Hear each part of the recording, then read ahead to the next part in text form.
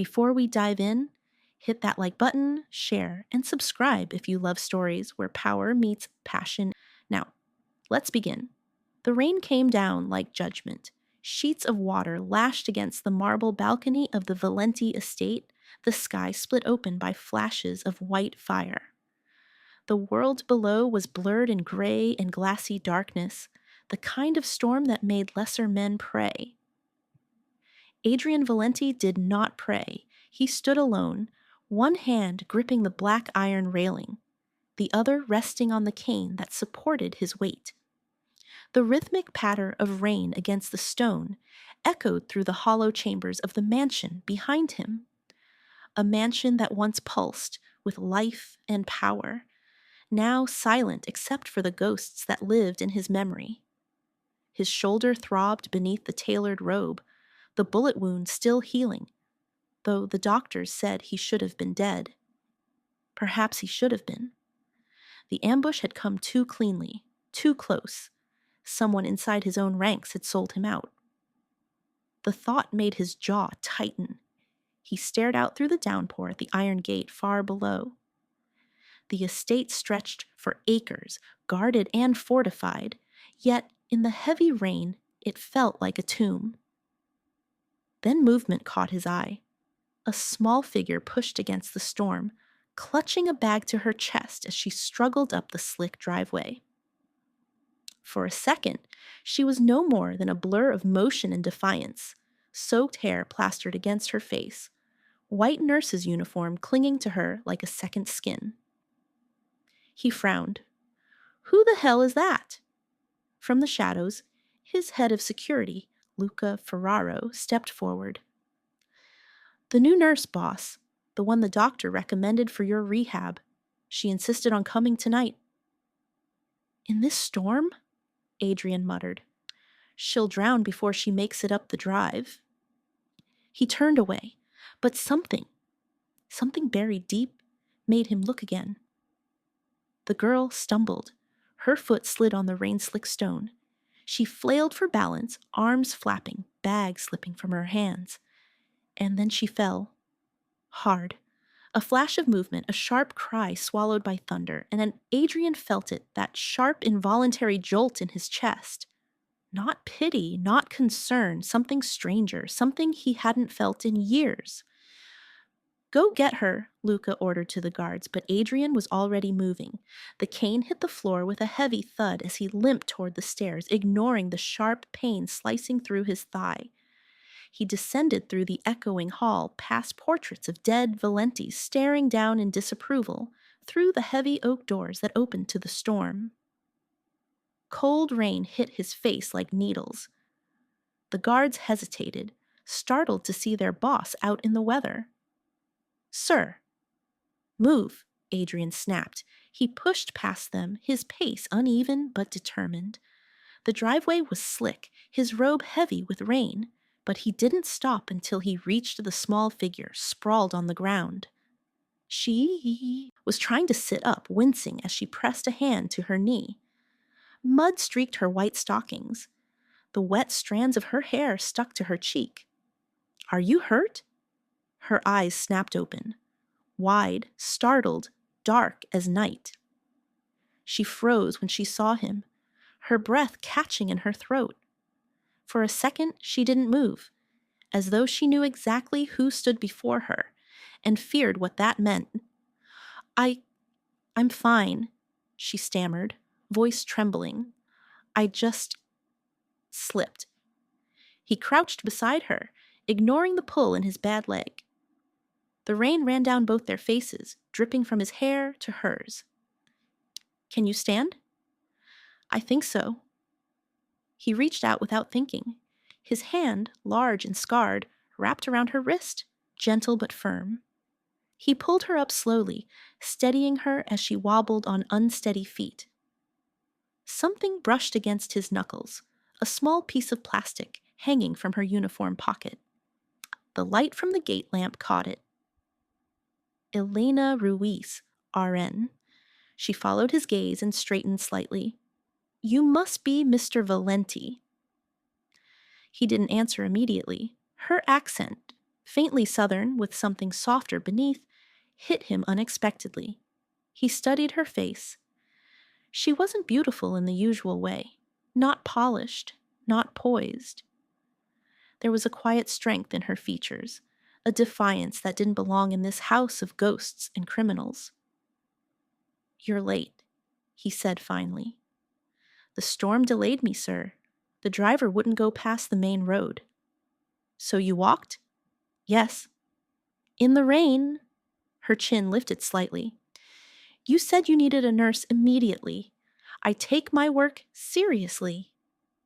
Something flickered in his eyes, amusement, perhaps disbelief. Few people dared speak to him so directly. He stepped back, motioning for Luca. "Get her inside. Dry clothes, hot tea. I'll be in my study." But as he turned to go, he paused. Elena bent to retrieve her soaked bag, but her hands were shaking. Without a word, he took it from her, carrying it himself toward the mansion's steps. When she hesitated at the threshold, he looked back over his shoulder. "Come in, Miss Ruiz. The storm doesn't care how strong you think you are." Inside, the warmth of the foyer hit her like a wave. Golden light, old wood, the faint scent of cedar and gun oil. Her shoes left wet prints on the marble. She glanced around. The grand staircase, the looming chandeliers, the silent guards posted like statues. It felt less like a home and more like a kingdom built on bones. Adrian leaned on his cane, watching her silently. "You'll find that this house has rules. The West Wing is off limits. You report only to me or Luca. Do your job well and you'll be paid more than you've ever seen. Step where you shouldn't." He didn't finish. He didn't have to. Elena swallowed hard but nodded. Understood. He studied her for another long moment. Most people in his presence fidgeted, stammered, broke eye contact. She didn't. Her gaze stayed steady, respectful, but unafraid. "Good," he said quietly. "Start tomorrow. Rest tonight. Luca will show you your room." As she followed Luca up the staircase, Adrian remained in the foyer, dripping rainwater onto the marble floor. His leg ached, his shoulder throbbed, but none of it compared to the strange, restless feeling that had crept under his skin. He turned toward the window, watching the storm ease into a softer drizzle. The driveway glistened, silver under the dim lights, the place where she had fallen. He could still see it clearly, the way she'd reached for balance, the shock in her eyes, the fragile sound of her breath when he touched her hand. He'd seen hundreds of men fall, in battle, in loyalty, in death. But this fall, this one had undone something inside him. A slow smile tugged at the corner of his mouth, one that hadn't surfaced in years. He'd seen men fall to their knees before, but this was the first fall that made him feel alive again. The morning came quiet and gold. Sunlight slipped through tall arched windows, painting long ribbons across the marble floor. Elena blinked awake, the memory of last night's storm still echoing in her mind. The rain, the fall, and the man who had carried her inside like she weighed nothing at all. She sat up slowly. The room was too grand to be a guest room. Silk curtains, antique furniture, a chandelier that hummed faintly when the wind touched it. On the table beside her, a silver tray waited with tea and warm bread. Someone had even left folded clothes and a note in neat handwriting. "Breakfast at 8. Mr. Valenti requests your presence afterward. LF." Her pulse quickened. She dressed quickly, the borrowed blouse soft but unfamiliar. When she opened the door, 2 men in dark suits stood down the hall. They didn't speak, only nodded once, silent sentinels with eyes that missed nothing. The mansion was a maze of quiet corridors and heavy doors. Every surface gleamed, every corner smelled faintly of leather and smoke. Yet beneath the elegance was something colder, a stillness that didn't belong in a home. When she reached the study, Adrian Valenti was already waiting. He sat behind a massive oak desk, his cane leaning against the arm of his chair, sleeves rolled to his elbows. Even injured, he radiated command, the kind of authority that didn't need to be spoken to be obeyed. "Good morning, Miss Ruiz," he said. His voice was smooth, clipped, the faint rasp of someone used to giving orders. "Good morning, Mr. Valenti. You slept well?" "Well enough, thank you. For last night."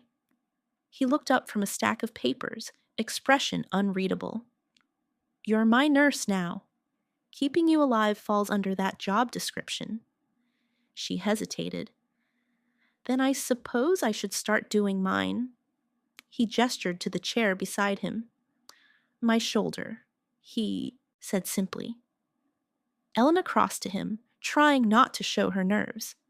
The wound was worse than she expected, cleanly stitched but deep, the skin still raw around the edges. She reached for her bag, pulling out antiseptic and fresh gauze. "This will sting," she murmured. "I've had worse." "Then you'll survive this too." She worked in silence, careful but efficient. He didn't flinch, but his gaze never left her face, studying the calm in her movements, the way her brow furrowed in focus. "You've done this before," he said finally. "I've worked in trauma wards for 4 years," she replied. "Gunshots, burns, car crashes, nothing new." "Then you'll find me easy." "I'll decide that once you stop moving."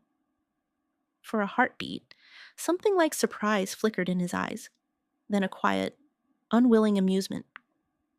When she finished, she taped the bandage neatly and stepped back. "There," she said. "Try not to reopen it." "I don't take orders easily." "I noticed," she replied softly. He leaned back, watching her. "You don't seem intimidated." "I was hired to heal you, not fear you, Mr. Valenti." His voice turned colder. "I don't need pity, Miss Ruiz." She met his gaze, steady and unshaken. "Good," she said. "I don't give it." Silence stretched between them, thick, charged. Then Adrian exhaled, the faintest shadow of a smirk at the corner of his mouth.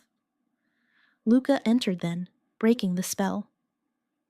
"The car's ready, boss," he said quietly, but his eyes flicked toward Elena, studying her. She could feel it, the curiosity, the warning. As Adrian nodded, she caught fragments of their low conversation. Words like shipment, security, debt. Terms that didn't sound like investment meetings at all. And when she passed 2 guards in the hall, one whispered to the other, "Did you see her? The nurse? Poor thing doesn't even know who she's working for." Elena pretended not to hear, though the words lodged somewhere deep inside her. That night, she stood by the window of her new room, looking out over the estate. The long driveway where she'd fallen, the shadows that moved even when the wind was still. In another world, her new employer might have been just another patient, proud, wounded, difficult. But here, in this quiet fortress, something darker stirred beneath the surface.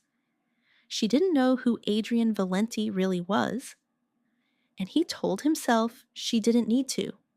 Yet every time she looked at him, steady, unafraid, her voice a calm against the chaos in his head, he felt more human. And that was dangerous. The mansion changed at night. By day it gleamed with quiet elegance. Polished floors, marble staircases, gold-framed paintings that watched you wherever you went. But when the sun dipped below the horizon, the house transformed. The lights dimmed, voices hushed, and the air thickened with secrets. Elena felt it, most in the silence between footsteps. The way shadows moved along the corridor walls, long and distorted, as if the house itself was alive and listening. She hadn't been there long, barely 3 days, yet every corner whispered something she wasn't meant to hear.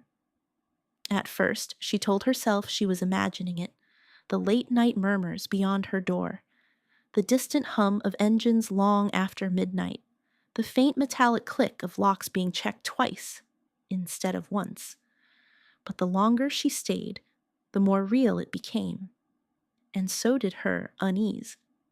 That evening, she passed the west wing, the one Adrian had said was off limits. The hall beyond was darker than the rest of the house, the double doors sealed tight with a heavy lock. She paused, curiosity pricking at her. Why keep an entire wing closed? Before she could move closer, Luca's voice came from behind her. That part of the house isn't for guests, Miss Ruiz. She spun around, startled. He stood at the end of the hall, a faint smirk tugging at his mouth, but his eyes sharp. I wasn't going in, she said quickly. He walked closer, boots echoing on the marble. Good. Curiosity isn't always safe here. Something in his tone made her pulse quicken. Is that a warning? A reminder? His expression softened just slightly. You're different. The boss trusts you more than most. Don't make him regret it. Before she could answer, he turned and disappeared down the corridor. The echo of his steps lingered long after he was gone. Later that night, Elena woke to a sound. A voice. Rough, raw, muffled through the wall separating her room from Adrian's. At first, she thought it was another phone call. He took them often, his voice low and clipped, laced with words that didn't belong to business meetings. Shipment, silence, loyalty. But this time was different. She heard him cry out.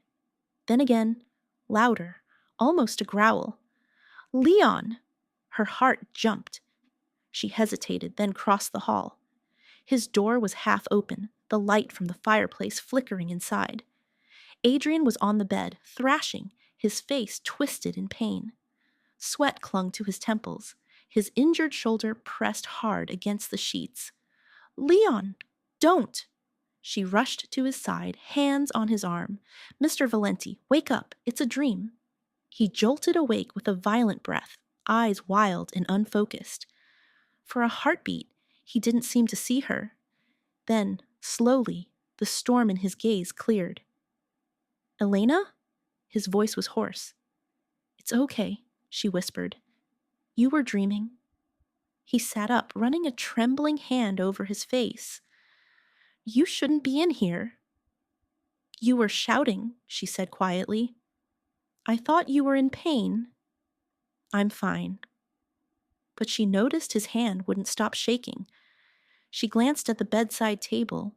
The cane leaned against it, his pistol beside a glass of water. A single photo lay face down next to them. Who's Leon? She asked softly. His jaw tightened. No one. The lie was too quick, too sharp. Adrian, he cut her off. Don't. There was a weight in that word, one that made her step back. For a moment, neither spoke. The firelight flickered between them, casting him in half shadow, half flame, a man divided between what he showed and what he buried. Finally, she said, nightmares mean your mind hasn't healed. Sometimes it takes longer than the body. He looked up then, and in his eyes, she saw not the feared man of rumors, but someone haunted by what he'd lost. Go back to sleep, Miss Ruiz. She hesitated, then nodded and slipped out of the room. The moment the door closed, Adrian exhaled a shaky breath. His hand found the photograph. He turned it over, a boy, maybe 15, laughing beside a red motorcycle. Leon, he whispered. The fire hissed softly as if answering him. The next morning, Elena overheard something that made her blood run cold. She'd gone to the kitchen early, hoping for coffee, when she heard 2 guards talking near the back door. Can't believe he's up and walking already, one said. That bullet should have ended him. The doc said it missed his heart by an inch. Whoever aimed knew exactly what they were doing. So it wasn't an accident? The other man lowered his voice. You really think anything around here is an accident? Someone wanted the boss gone. They just failed. Elena froze, hidden by the doorway. Assassination. The word hit her like a slap. Her mind flashed to his wound, the guarded rooms, the locked West Wing, the constant night visitors. Everything she'd ignored now clicked into place. When she turned, Luca was standing behind her. You shouldn't listen to things that aren't meant for you, he said quietly. Her heart pounded. Is it true? Someone tried to kill him? He studied her for a long moment before replying. Truth is a dangerous thing, Miss Ruiz. Sometimes it's better not to know who you work for. Before she could ask more, he walked off, his silence heavier than any answer. That night, she found Adrian again in the study, speaking on the phone in a tone that chilled her. His words were soft, but edged with steel. No second chances, he said into the receiver. Clean up the mess. Make sure they understand what happens when you betray me. When he hung up, he noticed her standing by the doorway. You shouldn't sneak up on people, Miss Ruiz. I wasn't sneaking. I heard your voice. He rose slowly, leaning on his cane. And what did you hear? Enough to know you're not just a patient. For a long time, he said nothing. Then, finally, he spoke, calm, deliberate. You came here to heal me. That hasn't changed. Whatever else I am shouldn't matter. But it does, she whispered. He moved closer, his shadow falling over her. Then let it matter later. For now, his eyes softened. Let it matter that you're safe. Behind him, Luca appeared at the door, expression tight. Boss, a word. Adrian turned to him. She's smart, Luca said quietly. Too smart. She's starting to see things she shouldn't. Adrian's gaze lingered on Elena, on the way she stood her ground despite the fear in her eyes. Then let her see enough, he said, voice low, to know she's safe. That night, as Elena lay awake in her room, the sound of distant engines and faint whispers returned. Somewhere in the house, a door locked softly, deliberate, final. She pulled the blanket tighter around herself and stared at the ceiling. She'd come here to heal a man, but the mansion was starting to feel less like a hospital and more like a cage. Morning sunlight spilled across the Valenti estate, soft and golden, catching on the rain-soaked windows. The storm had passed, but inside something heavier still lingered. Elena had barely slept. The sounds of locks, footsteps, and whispered orders had echoed in her head all night. But as dawn stretched over the marble floors, she reminded herself of one thing. She was a nurse. Whatever this house hid, her duty was clear. And her patient, Adrian Valenti, wasn't going to heal himself. She found him in the library, cane resting against the table, a tumbler of whiskey beside an untouched stack of documents. He looked like he hadn't slept either. Good morning, she greeted, clutching the therapy folder to her chest. He didn't look up. Morning. You missed your stretching routine again.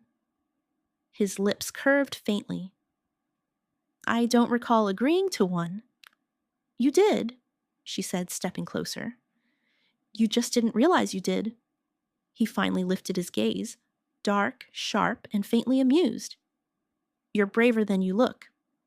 I work with gunshot survivors. Trust me, I've seen worse attitudes than yours. He leaned back in the chair, crossing one leg over the other with quiet defiance. I'm not like your other patients, Miss Ruiz. No, she said, setting the folder down in front of him. They actually listen. For a heartbeat, silence. Then something unexpected, the faintest laugh. A low, dry sound that didn't quite reach his eyes, but for the first time since she arrived, felt human. 10 minutes later, he was grudgingly seated on the edge of a mat in his private gym, a room that looked more suited for soldiers than therapy patients. Elena knelt beside him, guiding his arm slowly through a stretch. "You're supposed to breathe through it." "I am breathing," he muttered. "Growling isn't breathing." He shot her a glare that might have made anyone else step back. She didn't. "Pain is part of recovery," she said calmly. "If you keep avoiding the exercises, your arm won't regain full strength." He flexed his fingers, wincing. "And if I push too hard, I tear the muscle again. That's why I'm here, to stop you from doing that." He looked at her then. Really looked. Her hair tied in a messy bun, a faint smudge of fatigue under her eyes, her uniform not quite pressed. She didn't look like someone afraid of him. She looked like someone who had learned to survive exhaustion and still show up anyway. "What drives you, Miss Ruiz?" he asked suddenly. She blinked, caught off guard. "What do you mean?" "You work too hard. You don't flinch at danger. You talk to me like I'm not—" He paused, searching for the right word. "Like I'm not who I am." "Because I don't know who that is," she said quietly. He tilted his head, studying her. "And if you did?" She hesitated. "Then I'd probably still tell you to finish your exercises." He chuckled again, shaking his head. "You're impossible." "You're stubborn," she shot back. Their eyes met. His cold steel, hers warm defiance. The air between them shifted. For a fleeting second, Adrian forgot the weight of his empire, his enemies, his loss. He only saw her. After the session, she found herself sitting at the kitchen counter, nursing a cup of coffee that had gone lukewarm. Adrian passed by, limping slightly, and paused. "You don't rest much, do you?" he asked. She smiled faintly. "Rest doesn't pay bills?" He frowned.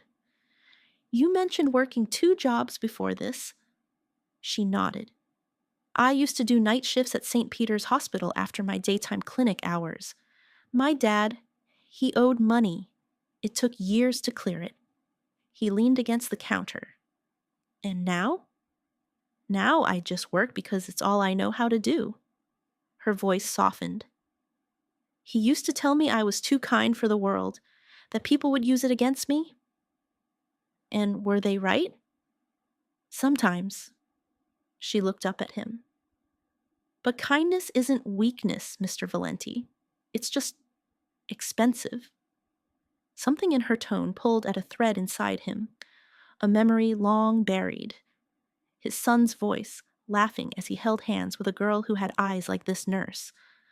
Eyes that believed in light, even when the world was dark. Adrian had once told that girl to stay away from his family. 2 months later, she'd vanished. His son had never been the same.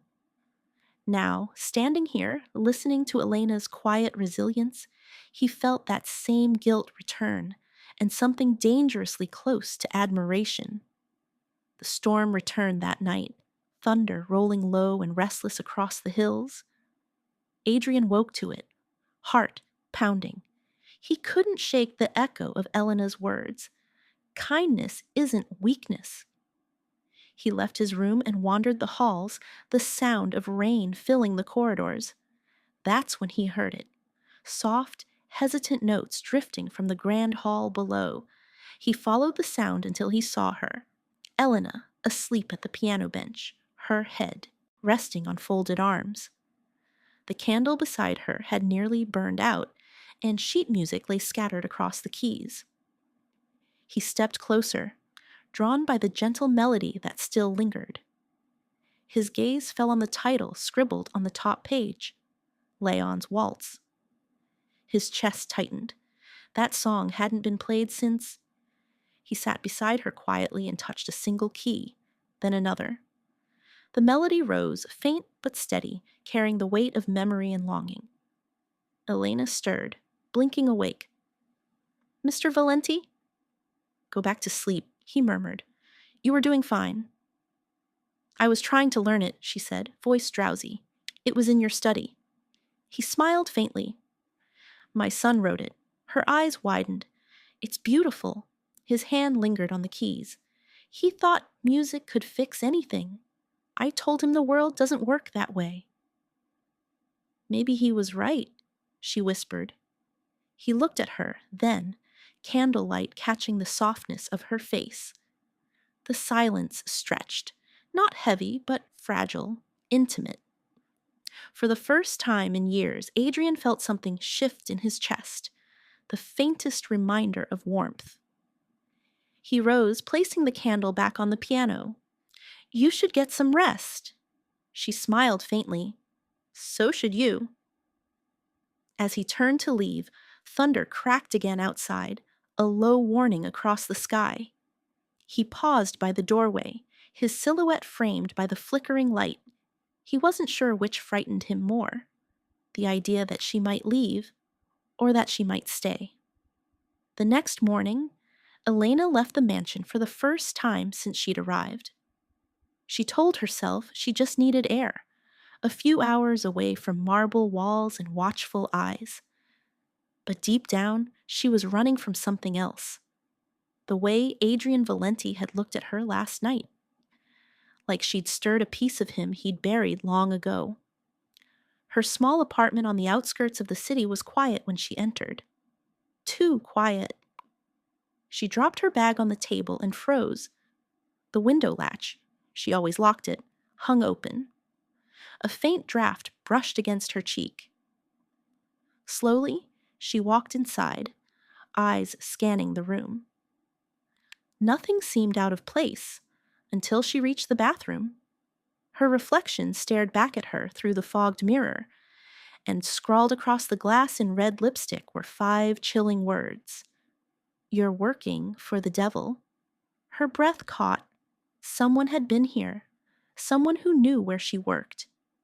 Her hands trembled as she backed away, heart thundering. There was only one person who could explain this. The drive back to the Valenti estate felt endless. By the time she reached the iron gates, her fear had hardened into anger. She stormed through the foyer, ignoring the guards' startled looks, and found Adrian in the study, his back to her, speaking quietly into his phone. Don't, she interrupted, voice shaking. Don't you dare tell me to calm down. He turned, surprise flashing, across his face. Elena? She threw the note she'd torn from the mirror onto his desk. Who are you really, Adrian? Who have I been working for? He looked down at the message, then at her. Where did you get this? My apartment. Someone broke in. Her voice cracked. And they left that. For a moment, silence.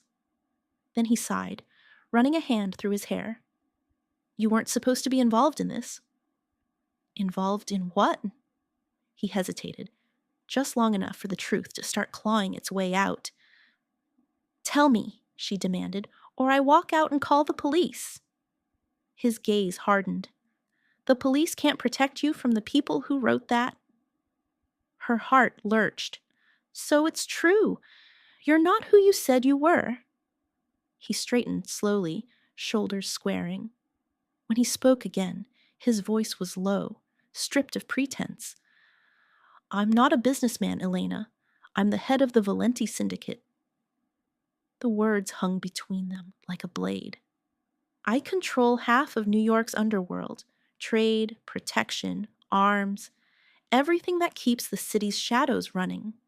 Her mouth went dry. So, all this time, the guards, the secrecy, the injuries were because someone wants me dead, he finished, and now maybe you too. Her breath hitched. You lied to me. I protected you. No, she whispered, tears burning at the corners of her eyes. You used me. He stepped forward. Elena? Don't. She raised a hand, shaking. Don't come near me. She turned, heading for the stairs. I'm done. Whatever you've built, whatever you're hiding, I want no part of it.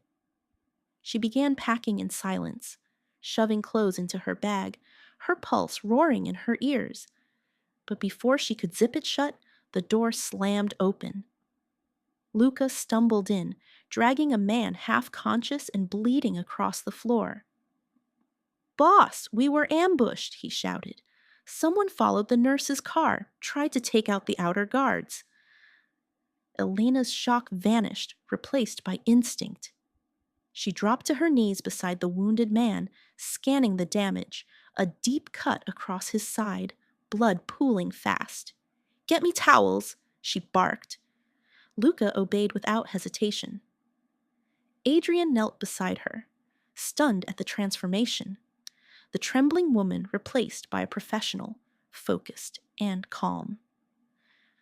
"Pressure here," she ordered, guiding Adrian's hand over the wound.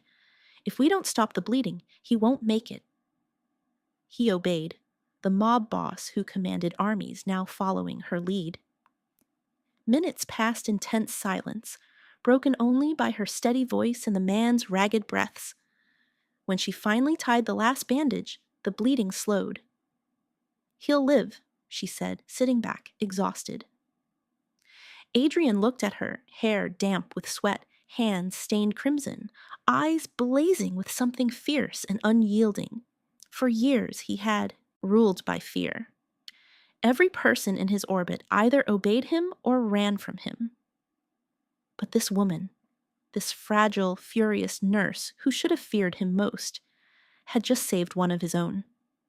And for the first time in his life, Adrian Valenti didn't know whether to feel guilt or awe. Blood still stained the marble floor hours after the attack. The mansion had returned to its usual silence, but now it was a silence laced with fear. Guards patrolled the halls with heavier steps. Doors that once stood open were bolted shut. Elena hadn't spoken since the incident. She sat in the corner of the living room, knees drawn up, her hands trembling despite the cup of tea one of the maids had pressed into them. Across from her, Adrian Valenti watched, cane propped against his chair, eyes dark and unreadable. "You're not safe," he said finally. His voice was calm, almost too calm. "I was safer before I met you," she shot back, her tone flat. He leaned forward, ignoring the sting of her words. "Someone followed you? They knew where you lived, Elena. You think walking away will make that disappear?" "I don't belong here," she whispered. "I'm a nurse, not whatever this is. You saved one of my men. You belong here now, whether you like it or not." She looked up at him sharply. "That sounds like a threat." "It's not," he said quietly. "It's a fact." For a moment, neither spoke. Rain had begun to fall again outside, tapping softly against the tall windows, the same storm that had brought her here in the first place. Finally, Adrian rose and walked toward her, every step deliberate. "You'll stay here, under my protection. Luca will move your things from the apartment. No arguments." She clenched her jaw. "You can't decide that for me." "I can," he said, his voice low but firm. "Because if you leave, they'll find you again. And next time, I might not be there to stop them." Something in his tone, not command, but fear, made her hesitate. She nodded once, reluctantly. "Fine, but only until it's safe." A faint smile ghosted across his face. "Then we have a deal." The following days passed in uneasy truce. Elena spent her mornings tending to the recovering guard, the one she'd saved, and her evenings forcing Adrian through his exercises. Their conversations were clipped at first, filled with tension and unspoken questions. But slowly, something began to shift. One evening, as she adjusted the bandage on his shoulder, she said quietly, "You talk about control a lot, but it feels like you're the one trapped." He looked at her, eyes sharp. "What makes you say that? You walk like a man surrounded by ghosts." A long silence followed. Then, Almost against his will, he said, "I had a son." Her hands stilled. "Had? He's alive," Adrian said, voice low. "But he wants nothing to do with me. He left years ago, after his mother died. I wanted him to stay out of this world. I thought distance would save him." Her expression softened. "But it didn't?" He shook his head. "No one leaves clean, Elena. The name Valenti follows you even when you run." For a moment she saw the truth. Not the cold, commanding figure who ruled the underworld, but a father who'd already lost everything worth protecting. "I'm sorry," she whispered. He met her gaze. "Don't be. Just don't pity me." "I told you," she said with a faint smile. "I don't give pity." That earned the smallest laugh from him. Rough and tired, but real. Luca, however, saw what was happening, and he didn't like it. He found Adrian in the courtyard late one night, the older man nursing a glass of bourbon beneath the dim lantern light. "You're changing," Luca said, coming to stand beside him. Adrian didn't look up. "I've been injured. That tends to change people." "Not like this," Luca said firmly. "You're softer, distracted. That woman's got you forgetting what we are."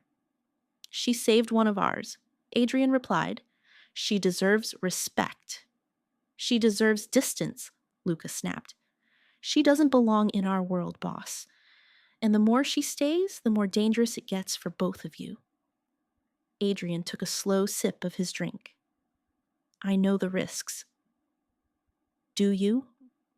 Luca's voice dropped. "Because the Morettis are moving again. Word is, their heir's still alive, the one you thought was dead. He's building a new network." Adrian's grip tightened on the glass. "Enzo Moretti died in that explosion. I saw the wreckage myself."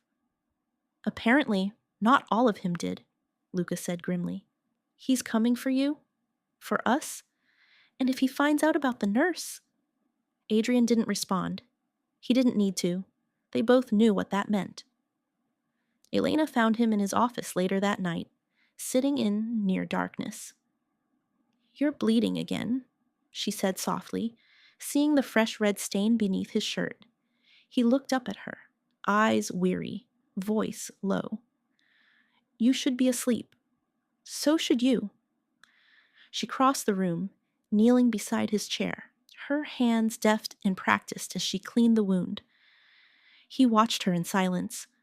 The warmth of her fingers contrasted with the cold steel of the life he led. "You know," she murmured, "for someone who terrifies half the city, you bleed just like anyone else." He smiled faintly. "And you still talk like you're not afraid of me." "I'm not afraid of your wounds," she said, meeting his gaze. "I'm afraid of what keeps making them." His smile faded. "Then you should be afraid of me, Elena, because I'm the reason they happen." But she didn't move away. Instead, she reached for his hand, firm, steady. "Then let's stop pretending you can't be healed." He stared at her, something fragile flickering behind his eyes. The same look he used to give his son when he still believed redemption was possible. The thunder outside cracked again, echoing the one from the night they met, and in that sound, both of them understood. This fragile truce, this dangerous mercy between them, was built on borrowed time. Because the closer she came to healing him, the more she uncovered the reason he might never be free. The explosion tore through the night like a scream. Elena woke to the shudder of the mansion's walls, her breath catching in her throat. From her window she saw it, a plume of orange and black curling into the sky. Flames clawed at the horizon, distant but feral. Moments later, the estate erupted in chaos. Guards shouted, engines roared. Luca stormed into the hall, barking orders into his radio. "What happened?" Elena demanded as he passed. He didn't even slow down. "Warehouse hit, East Docks, half the men gone." Her blood ran cold. Gone? He turned to her briefly, and in that grim look she understood. Gone meant dead. When she found Adrian in his study, he was already dressed in black, sharp, cold, dangerous again. The tenderness of their last nights together had vanished, buried beneath the armor of the man the world feared. He stood before a table strewn with maps and photos. Smoke still clung to his clothes. "They hit us hard," Luca said beside him, voice low. "It's Moretti, no doubt." Adrian's jaw tightened. "Then we answer." Elena stepped forward. "Answer? With more blood?" Adrian looked up at her then, and she saw it. Not fury, but pain. "They killed 12 of my men, Elena. Men with families. Peace doesn't exist for men like me." "You're wrong," she said, her voice trembling. "It could. If you stopped feeding this war." "This war built me," he cut in. "And it'll bury me. That's how it ends." The finality in his tone frightened her more than the explosion had. He turned back to the table, but she didn't leave. Her gaze wandered, searching for something, anything that might break through to him. That's when she saw it. A faded photograph tucked between stacks of old files. She reached for it before he could stop her. It was a picture of a young man, sharp-eyed, smiling, with Adrian's unmistakable features softened by youth. Standing beside him was another man she recognized from a dossier on the Moretti family. "This is your son," she whispered. "And that's Enzo Moretti, isn't it?" Adrian's silence was answer enough. "He was your son's friend." He exhaled slowly, the weight of memory dragging his shoulders down. "They were brothers in all but blood. Enzo was like family, until ambition poisoned him. He wanted power even then. When my son refused to join him, he tried to make him pay." Her voice softened. "So this isn't just a war over territory?" "No," he said bitterly. "It's revenge. His for losing everything. Mine for what he took from me." "What did he take?" Adrian's gaze hardened, though his voice cracked just barely. "My son. The explosion that killed Enzo's father. My boy was caught in it. Enzo blamed me for his loss. I blamed him for mine. And now," he gestured toward the burning skyline, "now it never ends." Elena felt her throat tighten. "It can end, if one of you decides to stop." He looked at her, something fierce and sad behind his eyes. "And if I stop, he'll come for you. For anyone I care about." She swallowed. "Then what are you going to do?" He turned away, his reflection staring back at him from the window. A man half made of flesh, half of ghosts. "I'm going to finish it," he said quietly. Hours later, the mansion felt like a fortress on the edge of war. Men loaded weapons into black vans. Engines idled in the driveway. The scent of oil and gunmetal hung thick in the air. Adrian stood at the door, cane in one hand, gloves in the other. His movements were slower now, more labored than he wanted anyone to notice. The pain in his leg had worsened, but he didn't flinch. Elena stepped into his path. "You can barely walk. You're in no shape to fight." He gave a faint smirk. "I've been dying for years, Elena. Tonight just decides how it happens." She moved closer, her voice breaking. "Don't do this, please. You don't have to be that man anymore." He looked down at her, his expression softening for a heartbeat. "You think I can just stop being who I am?" "I think you've already started," she said. "You just don't see it yet." Her words hung in the air, fragile, dangerous. He reached up, brushing a strand of hair from her face. His fingers lingered there, trembling slightly. "You shouldn't care for me, Elena. It'll destroy you." "Then let me be destroyed with you," she whispered.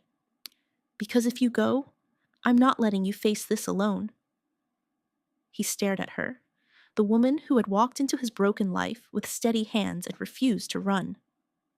Luca will stay with you, he said instead, turning away. No, she said firmly. I'm coming. He hesitated, torn between instinct and the impossible warmth she'd brought back into his world. Finally, he exhaled. You don't know what you're asking. Yes, I do. Her voice trembled. I'm asking you not to die alone. Something inside him cracked. He turned back to her, not as the Mafia king, not as the feared Valenti, but as a man who'd finally stopped pretending he didn't feel. Then stay close, he murmured. Outside, thunder rolled again, echoing the fire that still burned at the docks. As Adrian Valenti limped toward the waiting cars, Elena at his side, Luca trailing behind, the air thickened with the promise of violence and something more dangerous still, hope. For the first time, the feared boss wasn't going to war for vengeance. He was fighting for something he didn't understand. Hope. The night exploded in chaos. Gunfire cracked through the Valenti estate like thunder, echoing off marble and glass. Shouts filled the corridors, boots pounding against the floor, the acrid scent of smoke and gunpowder bleeding into the air. Elena's heart slammed in her chest as she ducked behind the stairwell, clutching a small first aid kit she'd grabbed instinctively. The power had cut out. Only the flicker of gunfire illuminated the hallways in flashes of light and shadow. Stay down, a guard shouted, pulling her back as bullets tore through the banister. But she couldn't. She had to find Adrian. Where is he? She cried. The guard hesitated, reloading. West Hall, they're breaching the study. And before he could stop her, she was running. The West Wing was a nightmare. Broken glass, fallen portraits, blood on the floor. The walls trembled with the weight of violence. She could hear him, Adrian's voice, low, commanding, deadly. Push them back, he barked, his words laced with pain. She turned the corner, and her world stopped. Adrian stood at the end of the corridor, half collapsed against a pillar, his shirt torn and blood soaking through the bandage on his side. His cane was gone. In his hand, a gun trembled, not from fear, but exhaustion. 3 of the Moretti men had him cornered, advancing slowly. Their leader, the Moretti heir himself, stepped forward, his face eerily calm. I told you this would end with one of us on the floor, Enzo said, his voice smooth, mocking. And I always keep my promises. Adrian lifted his weapon with effort. Then you should have promised to die first. The words barely left his mouth before another burst of gunfire erupted. Adrian fired, taking down one man, but the recoil knocked him off balance. His body faltered, his knee buckled. Elena screamed his name and ran toward him. Adrian! He turned, shock flashing in his eyes. No, Elena, stay back. But she didn't listen. The moment slowed, fractured, the way it had that first night in the rain. She saw the flash of the muzzle before anyone else did. A single bullet cut through the air, aimed straight at him. Without thinking, Elena dove forward. The sound split the world in two, the crack of the gunshot and the sharp gasp that tore from her throat. The bullet grazed her shoulder, spinning her midair. She hit the ground hard, the pain white-hot and blinding. Blood seeped through her uniform, dark against her pale skin. Elena! Adrian dropped to his knees, catching her before she could fall further, just as he had that first night, only now her blood stained his hands. Her eyes fluttered open, searching for him. I told you I wouldn't let you face this alone. His breath shattered. You shouldn't have come. She managed a faint, trembling smile. You'd have done the same. And then her eyes rolled back. Something inside him, something carefully locked away for years, snapped. Adrian rose slowly, cradling her head against the floor before standing. His gaze lifted to the men who dared to touch her. The monster they'd all feared returned. He picked up his gun, his body moving with terrifying calm. Every shot that followed was precise, merciless, a storm of vengeance. The men who'd invaded his home didn't last long under the weight of his fury. When it was over, Enzo Moretti stumbled backward, bleeding, eyes wide in disbelief. You were supposed to be finished. Adrian's voice was ice. You should have stayed buried with your father. The last shot echoed like thunder. Silence fell. Smoke drifted through the ruined hall. The storm outside had quieted to a drizzle. All that remained was the sound of Adrian's ragged breathing. He dropped the weapon. It clattered to the marble beside him. He stumbled back toward Elena, his hands shaking as he pressed against her wound. Stay with me, he whispered hoarsely. Elena, stay with me. Her lashes trembled. You're bleeding more than I am. Doesn't matter, he rasped. You matter. Her lips curved faintly. You always say that like it surprises you. He let out a sound that wasn't quite a laugh, more a broken sigh. Because it does. Around them, Luca and the guards rushed in.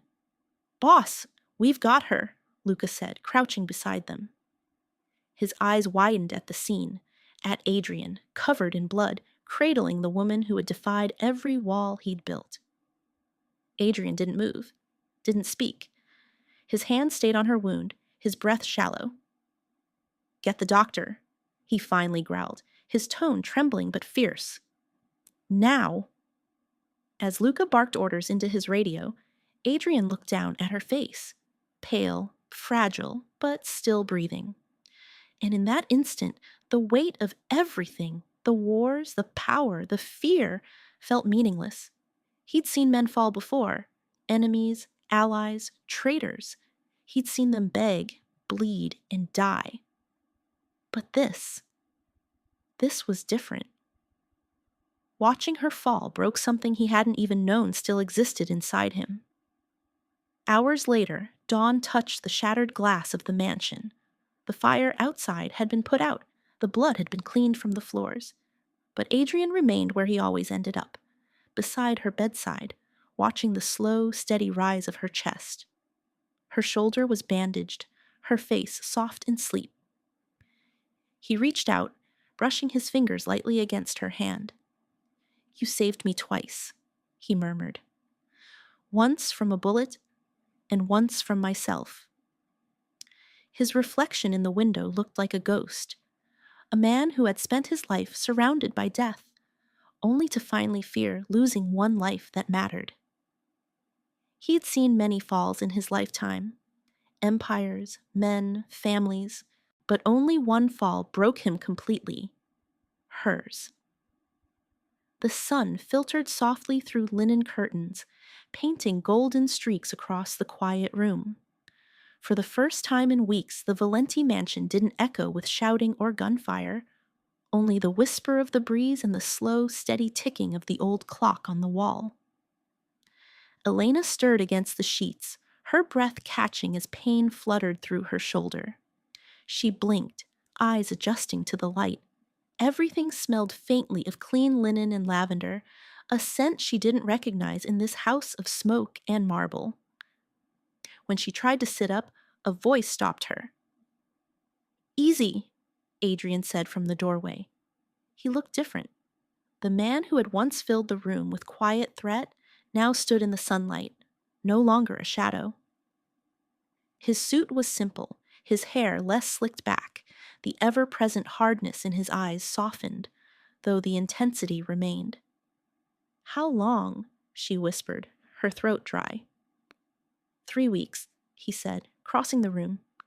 You scared the hell out of everyone, even Luca. She tried to smile, but her lips trembled. That must have taken a lot.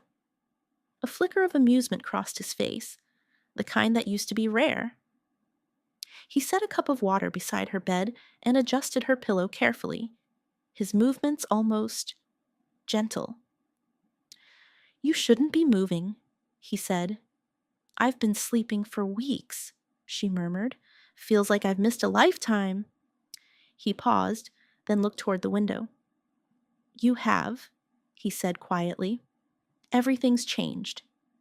She frowned. "What do you mean?" Adrian took a seat beside the bed, his hands clasped loosely in front of him. "The Moretti cartel is finished. What's left of them signed a truce. Luca helped broker it. We're rebuilding, but differently now." "Differently?" He met her eyes, steady, unflinching. "No more blood for control. I'm pulling back from the streets, cutting ties with the trade. I'm not proud of what I've built, Elena, but I won't leave it to rot either. I owe the men who believed in me something better than graves." Her heart clenched. "You're dismantling it?" He nodded slowly. "Piece by piece." She studied him for a long moment, the same man who'd once ruled with an iron hand, now speaking like a man who'd finally grown tired of war. "You've changed," she whispered. He exhaled softly, a shadow of a smile touching his lips. "You saved me twice," he said. "Once from a bullet and once from myself." Her eyes glistened. "Then maybe we're even." For a moment, neither spoke. The silence between them wasn't heavy anymore. It was calm, almost tender. When she finally stood, he moved instinctively to steady her. Her shoulder was stiff, but her steps were firm. "You're walking," he murmured. "And you're not using your cane," she replied, noticing the absence of it for the first time. He glanced down, almost surprised. "Guess I'm not." They walked together through the long corridor that led to the garden, the same path that had once felt cold and forbidding. Now the morning light poured through the glass ceiling, warming the marble beneath their feet. Outside, the garden had changed too. The hedges were trimmed, flowers blooming where the ground had once been barren. Elena stopped to touch a white rosebud, her fingers brushing its soft petals. "You planted these?" He nodded. "Luca said it was time the place stopped looking like a fortress." "Smart man," she said with a smile. They walked slowly, side by side, his stride steady, her limp fading with each step. Every scar between them, visible or not, seemed to find its quiet place in the morning air. After a while, she turned to him. "You could leave all this, you know, the house, the business. Start somewhere no one knows your name." He looked toward the horizon, where sunlight spilled over the treetops. "And do what?" "Live," she said simply. He was silent for a moment. Then he looked at her. Really looked at her. The woman who had walked into his storm and somehow brought calm. "Maybe I already am," he said. Weeks passed, and the world whispered. Rumors drifted through the city. Whispers of change, of the Valenti Empire folding into silence. Some said Adrian Valenti had disappeared. Others said he'd died, but those who knew better spoke differently. They said the devil of New York had found an angel, a woman who'd walked into his darkness and taught him how to breathe again. In truth, the story wasn't about an angel or a devil. It was about two broken people who met in the wreckage and chose not to let each other drown. That evening, Elena sat in the garden, sunlight fading across the sky. Adrian joined her, bringing 2 cups of coffee. The silence between them was warm, familiar, a peace neither had ever known before. "Do you ever miss it?" she asked quietly. "The power, the fear." He took a slow sip, considering. "I used to think those things made me untouchable," he said. "But the truth is, they just made me alone." She smiled faintly. "You're not alone now." He glanced at her, his expression softening. "No," he said. "I'm not." They sat there until the last light faded, the world quiet around them. For once, there were no guards at the gates, no phone calls, no secrets, just two people who had found something neither of them thought they deserved: peace.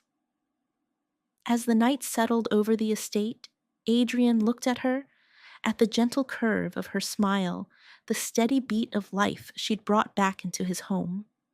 And in that quiet, he finally understood what all the power, all the blood, had cost him. He was the man everyone feared, until the night he carried a broken woman into his house. Now, she was the reason he finally learned how to live again,